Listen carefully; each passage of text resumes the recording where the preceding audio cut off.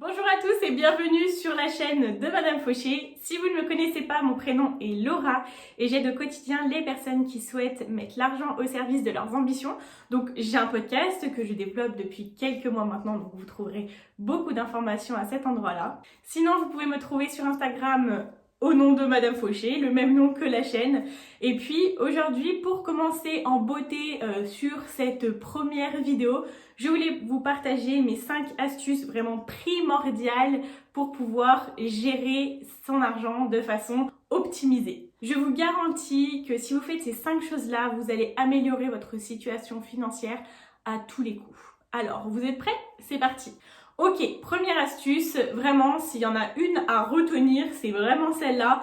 Vous aurez fait 90% du travail si vous la faites. Dites-vous au quotidien, je dépense moins que ce que je gagne et ce qu'il me reste, je l'économise, je le mets de côté. Et c'est ça le secret, plus le temps passera, plus vous allez pouvoir mettre de côté, augmenter vos économies et avoir de l'argent pour accomplir vos rêves, aller à vos objectifs, tout ce qui vous fait rêver. Pourquoi dépenser moins que ce que l'on gagne? Parce que quand on a cette habitude-là, plus on va gagner, plus on aura cet argent-là à mettre de côté. Et généralement, quand on augmente nos revenus, on augmente notre train de vie. Donc on dépense plus. Donc à la fin du mois, on est toujours à zéro. Donc là, vraiment, l'objectif, c'est qu'à la fin de chaque mois, il vous reste quelque chose. Ok, deuxième astuce. Là, on est sur quelque chose qui est vraiment un état d'esprit en fait qu'on aborde au quotidien. L'objectif, c'est d'avoir un mode de vie qui tend vers le minimalisme, pardon. Donc très simplement, on va se dire qu'on n'achète que ce dont on a besoin.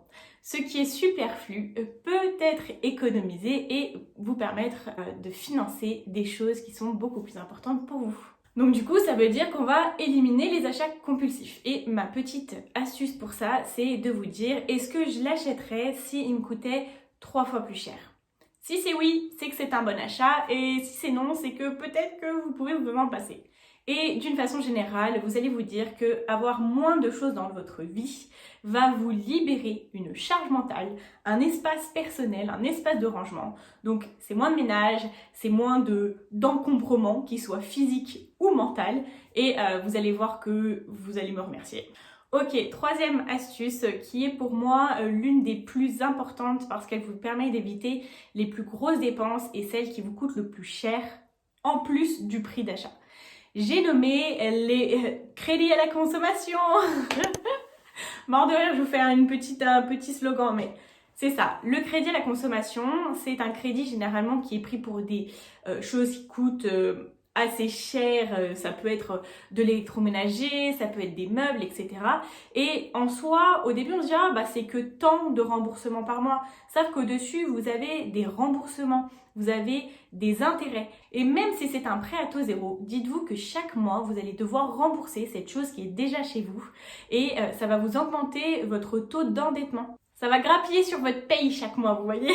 Bien évidemment, les prêts immobiliers, c'est un petit peu obligatoire dans un sens où on n'a pas tous la possibilité de lâcher un gros chèque de centaines de milliers d'euros, on est bien d'accord. Mais pour toutes ces autres plus petites dépenses, économisez avant de vous acheter la chose. Si vous dites « je veux ça », au lieu d'aller l'acheter maintenant et de prendre un prêt, vous allez vous dire « dans combien de temps est-ce que je peux me l'acheter ?» Aujourd'hui, je vais mettre tant par mois pour pouvoir me le procurer dans quelques mois.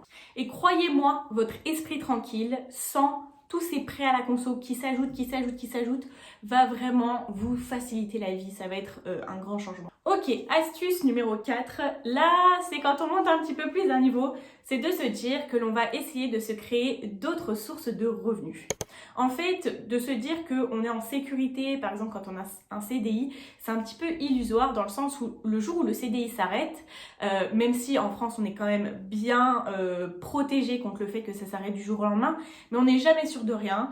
Tout peut se passer, la dernière année nous l'a bien montré. Il est important d'avoir plusieurs sources de revenus pour que s'il y en a une qui s'arrête, vous avez toutes les autres qui puissent continuer à vous alimenter financièrement. Donc pour ça, si vous êtes salarié par exemple, je vous invite à regarder les compétences que vous avez, pourquoi faire. Les personnes dans votre entourage viennent vous demander de l'aide. Ça peut être pour plein de choses, des choses que vous aimez vraiment faire et dans lesquelles vous êtes spécialiste. Là, vous pouvez commencer à lancer votre petite activité en plus de ça. Vous avez beaucoup de solutions pour vous créer des autres sources de revenus. Donc la seule question, c'est comment et quand. Ok, et 5e étape, maintenant ma préférée, vraiment, j'ai une phobie administrative et tout ce qui est gestion, que ça soit de mes comptes, que ça soit des papiers, tout ça. C'est quelque chose qui me demande beaucoup plus d'énergie que pour une personne qui n'a pas cette phobie administrative. Donc j'ai mis en place dans mon quotidien des choses qui m'aident grandement à faire en sorte que tout ça soit fait sans moi. Alors, je vous explique. C'est de mettre en place des virements automatiques de compte à compte. Je reçois mes revenus principaux sur mon compte en banque, mon compte courant que j'utilise au quotidien, et je vais mettre en place des virements chaque mois vers un autre compte courant qui est mon compte pour mes plaisirs, pour mes loisirs. Je vire à chaque mois 10% de mes revenus totaux. Et ensuite, j'ai 2 autres livrets épargne cette fois-ci où je vais virer pour le premier 10% de mes revenus. Et là, c'est pour mes grands projets. Quand on pouvait encore voyager, ça aurait pu être pour voyager. Toutes ces choses-là qui nous font sourire, mais à long terme. Et ensuite, je vire 20% de mes revenus totaux sur un compte plus sécurité où je vais mettre vraiment l'argent qu'il faut pour ces petits tracas du quotidien qui peuvent nous arriver et qui ne nous font pas très plaisir. Voilà. Par exemple, le vétérinaire, par exemple, la voiture qui tombe en panne. Toutes ces choses-là qui, quand elles arrivent, elles font un petit peu mal, déjà mentalement, mais aussi financièrement. Donc, c'est bien d'avoir cette petite cagnotte de côté pour pouvoir les financer. Voilà, bah écoutez, j'ai été ravie de cette première vidéo. Je vous invite à venir me dire ce que vous en avez pensé dans les commentaires. Vous aurez toutes les infos pour savoir où me retrouver. Si vous voulez vraiment plus de détails, vous pouvez venir me voir sur le podcast. On y est bien et vous allez voir que là, je m'étends un peu plus. On parle plus longtemps. Que ça soit quand vous fassiez votre petite marche, que ça soit quand vous cuisinez, faites le ménage, quand vous... Peu importe. Je peux vous accompagner dans tous les moments de votre vie pendant le podcast. Je vous remercie d'avoir été là. Je vous dis à bientôt pour une nouvelle vidéo. Et en attendant, n'oubliez pas que vos ambitions n'attendent pas. Ciao, ciao!